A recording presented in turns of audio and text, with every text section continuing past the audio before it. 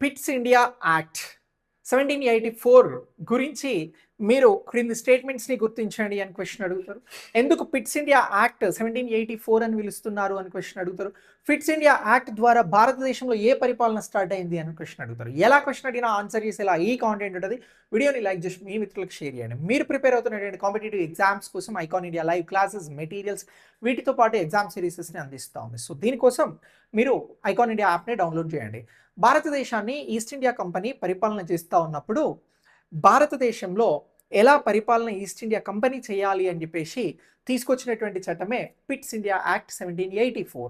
ఎందుకు దీన్ని పిట్స్ అని చెప్పేసి పిలుస్తూ ఉన్నాము, పిట్స్ ఇండియా యాక్ట్ అని పిలుస్తూ ఉన్నాము అంటే ఇండియాలో పరిపాలనకి సంబంధించినటువంటి అంశాలను ఎలా చేయాలి అనేటువంటి అంశాలను అప్పుడు బ్రిటన్ని 1784లో బ్రిటన్ని పరిపాలిస్తున్నటువంటి పిట్స్ విలియం ది యంగ్ అనేటువంటి ప్రధానమంత్రి తీసుకొచ్చినటువంటి ప్రధాన చట్టం కాబట్టి పిట్స్ ఇండియా యాక్ట్ 1784 అని చెప్పేసి పిలుస్తూ ఉన్నాం.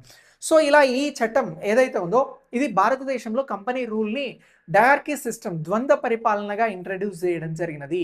ద్వంద్వ పరిపాలన అంటే వాణిజ్య అంశాలనేమో కోర్ట్ ఆఫ్ డైరెక్టర్స్ చూస్తారు, అలాగే ఇతర అంశాలు అంటే సివిల్, రెవెన్యూ, రాజకీయపరమైనటువంటి మ్యాటర్స్తో పాటు మిలిటరీ మ్యాటర్స్ అన్నింటినీ కూడా బోర్డ్ ఆఫ్ డైరెక్టర్స్ చూస్తారు అనేటువంటి అంశాలను పిట్స్ ఇండియా యాక్ట్ 1784 చెప్పింది.